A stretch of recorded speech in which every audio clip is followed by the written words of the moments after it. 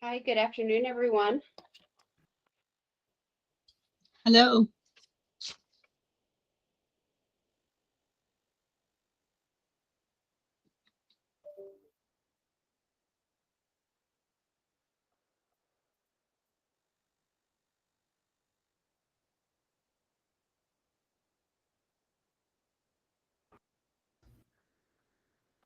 I see we have Candace and James. What other board members are on? I believe we were going to have a total of 4 today. I think we're just waiting on Jay Ryan to show up. Thank you, Adam.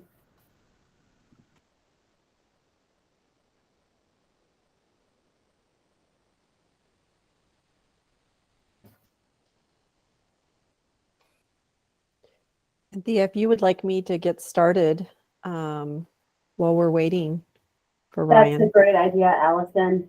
Can we go ahead and call the meeting to order without all the members present? Is that okay?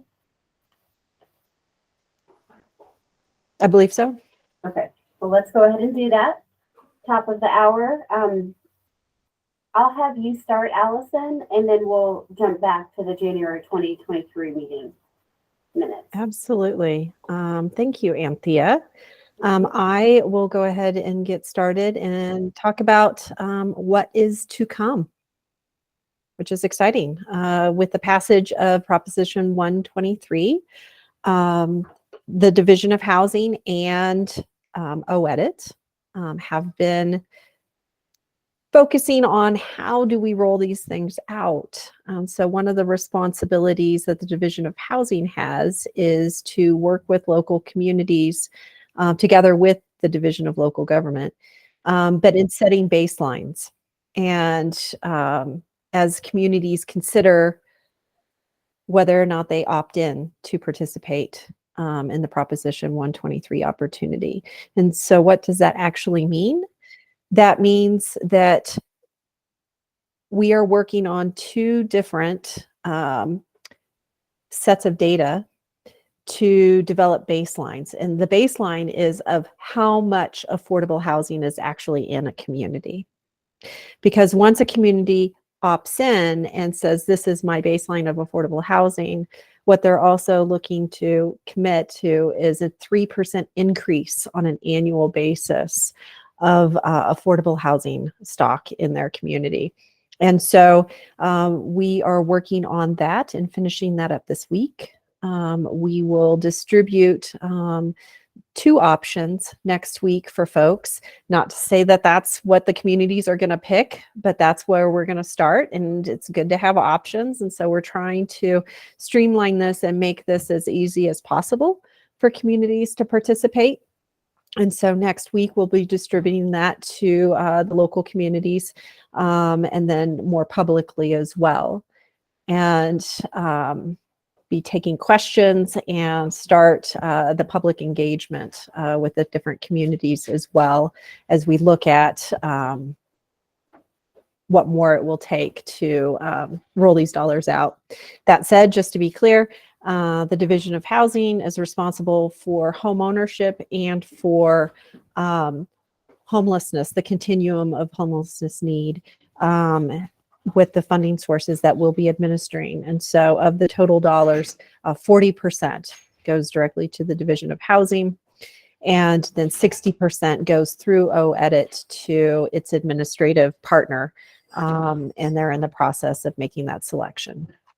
So I'm happy to answer any questions about what I know of Proposition 123 right now.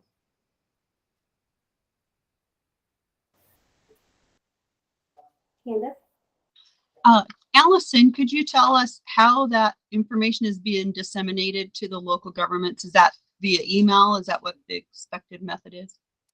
So we have, we're borrowing the list from the Division of Local Government because they keep track of contacts through their database as they provide technical assistance to local governments all around the state. And so we're working with DLG to disseminate that information. We will also be going through different trade groups that support the work of counties, municipalities, and other local governments. So so that that information gets as broadly distributed as possible. Very good. Thank you. Absolutely. So Allison, you mentioned that 40% of the funds that go to DOH are for home ownership and for homelessness. And then the other 60% that ends up with OEdit. Do you know what their focus is with those funds? So the way Proposition 123 was written is that each agency, so we'll start with ours, the 40%, of that 40%, the way it's divvied up is 50% of the funds going to the Division of Housing can go to home ownership. 45% of the funds can go to homelessness efforts. And then 5% can be used for planning. And so we would intend to, as the bill is currently written, we would intend to work with Division of Local Government to actually provide those planning efforts, because they have a entire planning group that can work with local communities. So that's how the Division of Housing funds. Then on the OEdit side, with the likelihood of CHAFA being the administrator of those funds, they have similar buckets of funds. And so they have many other uses, like concessionary debt, tenant equity programs, equity programs, like to take the place potentially of tax credit equity or supplement that tax credit equity. So there are many ways that they can roll those dollars out. And so I think that they'll be creating the possibility of different programs based on stakeholder input. And those conversations will be starting in the next few months. But that's really on OEdit and CHAFA's side to really be looking at what those programs look like. Their world is more focused on the rental side of things, although I think there might be some flexibility within those programs as well that they're also looking at. So are you getting together with CHAFA and with OEdit, and is everyone just making sure there's no overlap there with these funds? Absolutely. So we are actually working together on that stakeholder outreach. First starting though with the local governments, since they're really the ones that we need to bring into the conversation first, so that local governments all around the state can opt into the program. And so that's really our first effort. And then on the programming side, we'll start to develop different programming tools and stakeholdering those as well.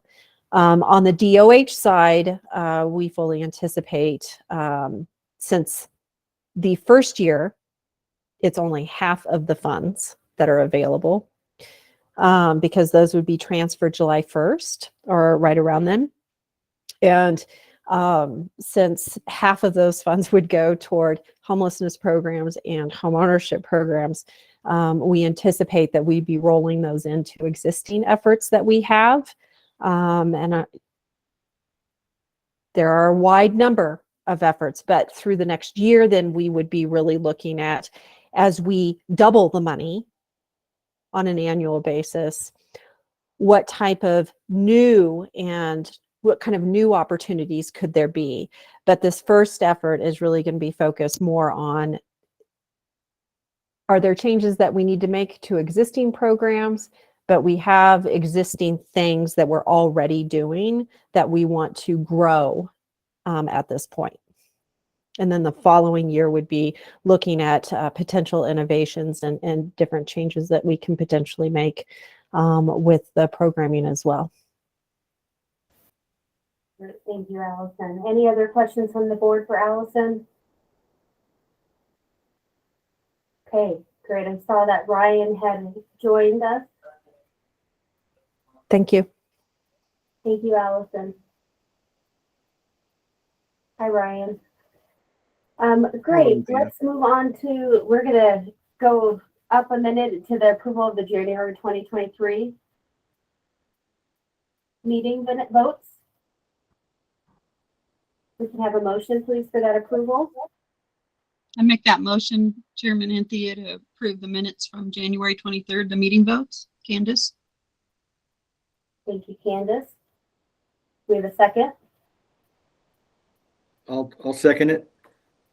Thank you, James. All those in favor? Aye. Any opposed?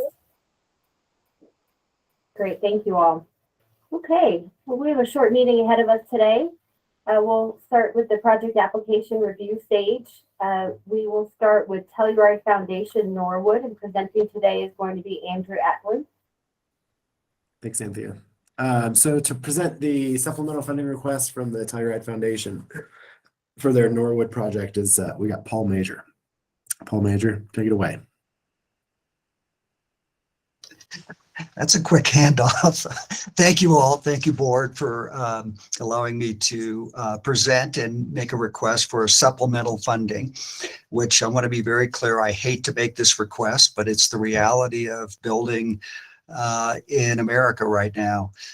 Just as a reminder, this is a pilot approach to try to develop a model to build ownership homes in rural small towns across Colorado. We're starting with 3 projects in Southwest Colorado in Norwood, Ridgway, and Ouray. And essentially what we're trying to do is develop a new approach so that, again, small or rural towns that aren't going to get a LIHTC project or don't have a large tax base to go and bond for affordable housing, they can basically build affordable housing that's critical for their local workforce. That includes teachers and deputy sheriffs and town managers and everybody else that actually make these communities work. So 14 months ago, I was in front of you, or 13 months ago, whatever it was, and received approval for this project, this Norwood project. It's in your memo, but you approved $4 million in a construction loan fund and $600,000 in a grant. So that was $25,000 per home. We're building 24 for sale homes, all deed restricted, all priced for affordability in Norwood. 11 months ago, we started construction in March of 2022, and I'm very proud to say we'll have our first closing on the first 5 homes in 2 weeks on March 3rd. Because of that closing, we'll actually start to repay that loan, that $4 million loan. So we'll be sending you a check for $750,000, hopefully on May or March 3rd or 4th, something like that. So the whole objective here was to develop that pilot where you provided the funding, the construction revolving loan fund. And as I sell off the homes, I repay that loan back to the state that can be reused again for other projects similar to this. At the heart of putting together the capital stack for this project is to raise some grant money. So the grant money that you approved, the $600,000, is critical. I've gone out and raised other funds to basically buy down the cost of the cost of construction so we can price these homes affordably.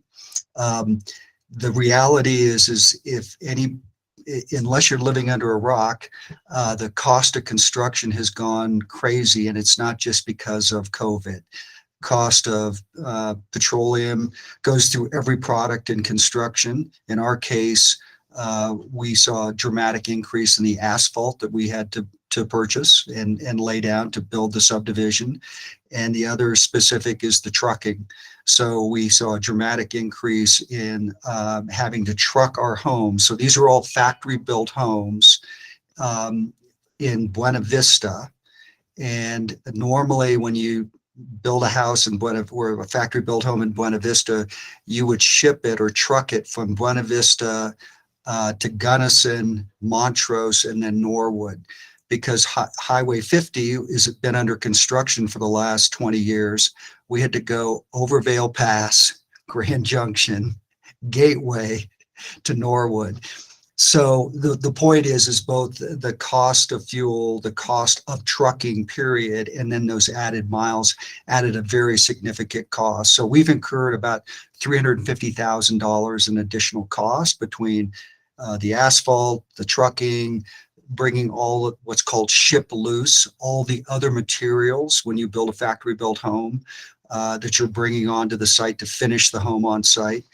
So our request is for supplemental request of another $10,000 per home that would be applied to the bringing down the cost of the house.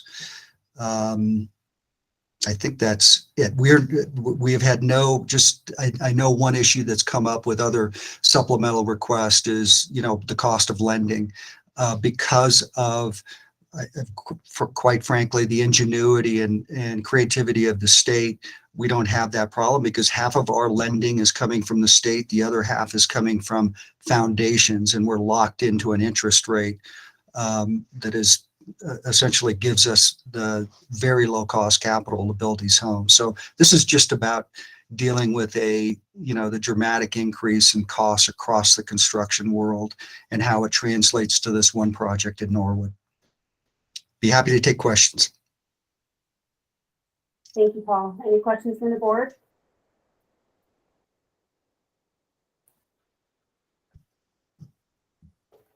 Paul, since you are a zero energy ready home, have you looked into the renewable energy investment tax credit or utility efficiency rebates or solar tax credits or anything specific to the incentives that are available now for electrification? Yeah, so from our local utility, San Miguel Power Association, we're getting a rebate for all of the energy efficiency appliances. Plus we're putting in heat pumps, mini split heat pumps in every house. But there are additional tax credits out there in the IRA, the Inflation Reduction Act. We've been poking and talking to the Colorado Office of Energy about when are those tax credits available, when can we get them, how do we get them, so on and so forth. So it's a great question. We haven't got an answer yet. I think that the state Office of Energy is still trying to figure that out, but we know, for instance, within the IRA, it could be up to 100% rebate for a heat pump for a rural house or a rural location. So tremendous opportunity there to bring in more efficiency and to lower the cost. In addition to all of that, we are actually doing a very unique program called tariff on bill financing for the solar. So every house will have a solar array, a photovoltaic solar array. It is actually financed from the Colorado Clean Energy Fund, and the debt sits on the utility meter, not on the homeowner. So essentially, we've worked with our local utility to add a surcharge to the base utility bill to pay for that debt. The unique thing here is we can literally have people at 30 and 40% AMI that never could afford to buy or to finance solar onto their house, that can get solar on their house because the debt is actually going onto their meter, not onto them or to their house. So we're super excited about that. And I know Colorado Clean Energy Fund is going to try to roll that out across the state for other developments. Paul, do you have an idea of how much you could tap into from the IRA Inflation Reduction Act and what the timing would be on those funds? I don't, but I like a heat pump could be 100% rebate. So in our case, we have about $300,000 worth of heat pump costs in Norwood. So that's between labor and materials. So it could be significant for a house. It could be significant for a subdivision. The trick is how do you navigate and who gets the rebate? The subcontractor, the developer, or the developer. So we want to get it to reduce the cost of the house. Got it. Thank you. Mr. Garcia? Thank you, Madam Chair. Hey, Paul, how are you? Hey, Good. just a quick question. Can you share a bit of the demographics of the first four homeowners that are purchasing homes that are scheduled to close in a couple of weeks? Yeah, thank you for that question. So we're really excited about that we're able to attract and frankly finance new buyers, homeowners. So one thing, the challenge is to build a house to lower the cost of construction so you can sell it affordably. But we're in a new world where you've got to help homeowners or new first-time homeowners actually get financing to buy the house. The reality is that a 6% or 7% mortgage, if you're in the moderate and low income household, you're losing about 40% of your buying power.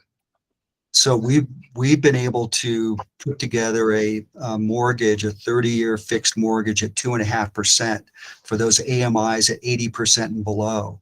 And then that's combined with a state down payment assistance of $25,000. The point is that allows a lot more buying power for a lot of middle and low income families.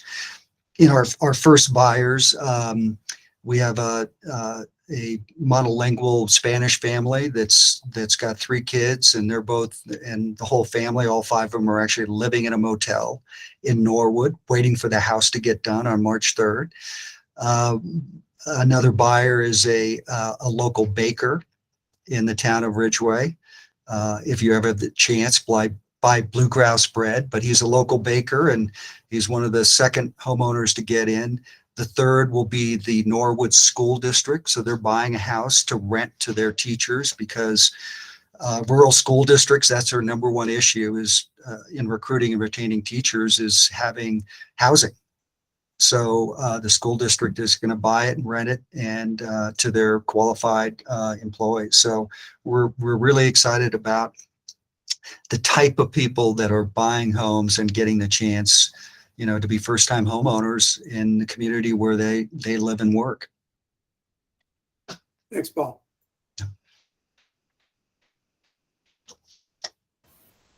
Great, thank you for your time today, Paul. Thank you very much. Next up is Sloan's Lake, a project that's near and dear to my heart, and I will turn it over to Wayne McCleary to present David Zucker, who actually used to be the chair of the State Housing Board. I will have to recuse myself from this application, so we'll do 2 separate votes at the end. Andrew?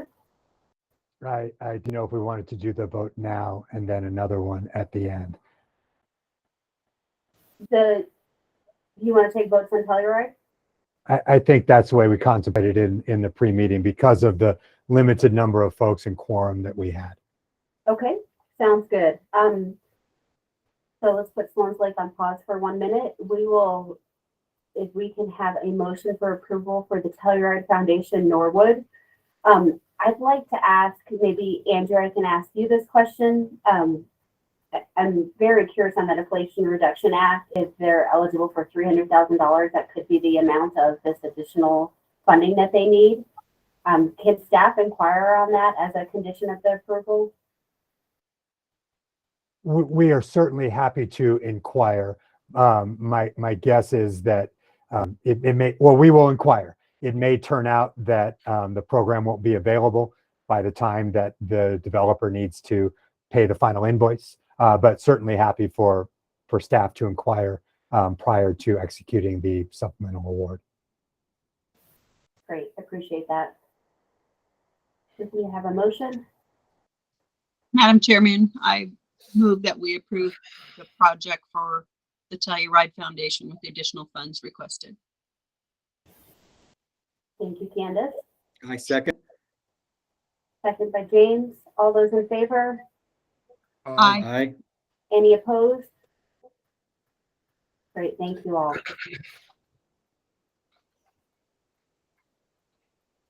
I'll turn it over to you, Wayne. Okay, to present for Sloan's Lake Affordable Housing, it will be David Zucker, and he will be assisted with backup by John Lucero and Aaron O'Neill. 158 unit rental project in Denver. Thank you, Wayne. Thank you, board and DOLA staff. Zocalo has a historic drive to build mixed income, diverse housing. We were one of the very first developers to build under the city's inclusionary housing ordinance program. Zocalo has completed 2 LIHTC projects. And I believe that we've built more LEED certified new construction projects than any other developer in the state. This is my first request, as Anthea noted.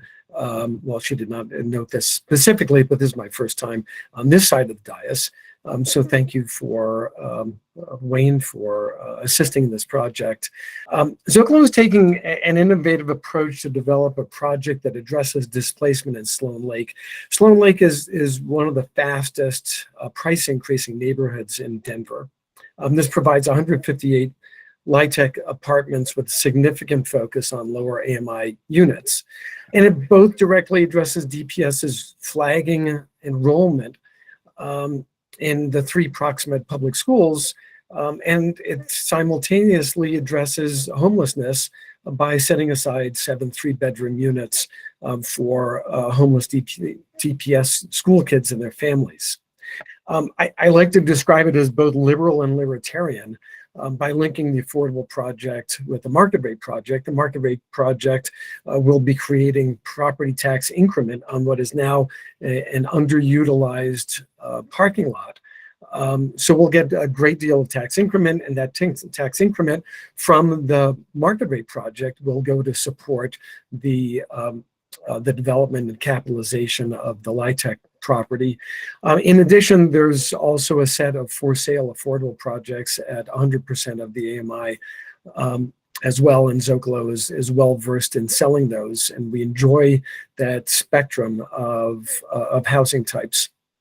This project is in many ways similar to a project that we didn't see you guys for, but the city was very involved at 101 Broadway. It was a dilapidated foreclosed building, really a jewel in the Baker neighborhood, with complicated financing, worked with the same team of SB Clark and John Lucero, and our same architect of John Gagnon.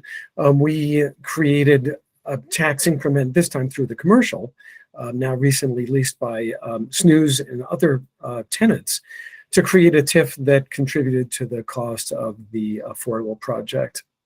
And then there's some sensitivity. While we completely understand and accept staff's support for a lower $5 million request, we just want to recognize that it may be the case that we have to come back in the fall once construction starts, recognizing that we may not have the good turn of events, including what we hope is lowered interest rate and borrowing costs.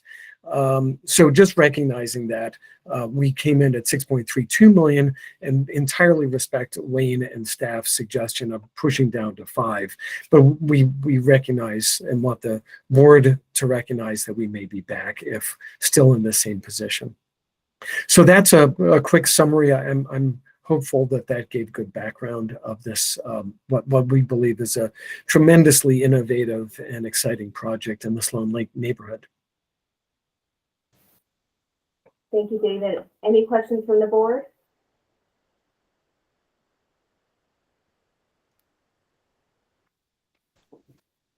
James? Hi, Cynthia. I'm going to have to recuse myself for this one as well. I had to do some double checking, but I'm definitely going to have to recuse myself on this as well. Okay. I don't think we have a quorum, Madam Chair. I've got Sam Better's proxy, but I think if both of you guys recuse yourselves, it just leaves myself, Candace, and then Sam's proxy. Yeah. We might be able to get LaDon's proxy as well for Candace. Would we then be able to vote on it?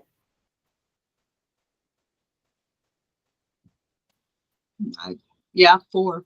I believe so, yeah. Cool. So- While I'm checking on that, do we have any other questions for David?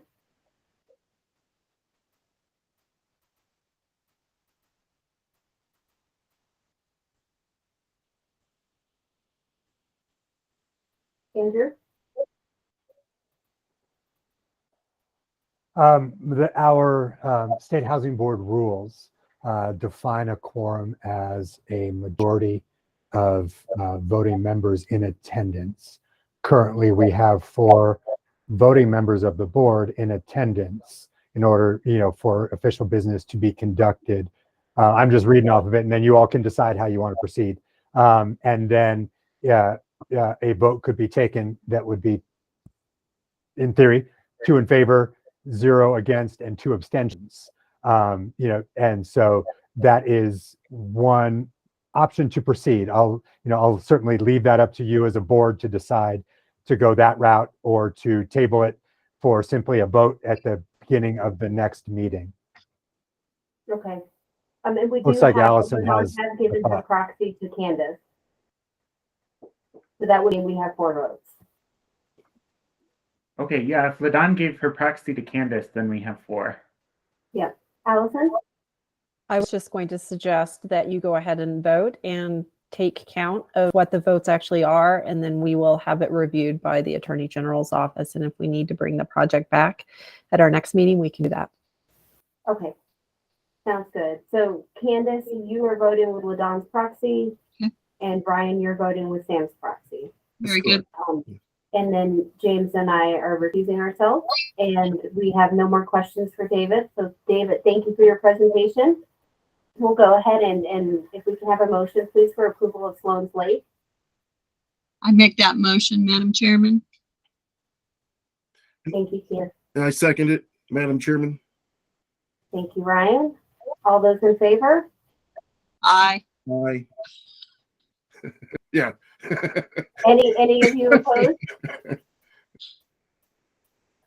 Great. We have 4 votes in favor of Sloan's Lake, with James and I both recusing ourselves. So congratulations. And thank you all. It was a short but sweet meeting. Appreciate everyone's you, guys. time. Thank you. Thank you. Take care, everybody. Bye. Bye-bye. Thank you.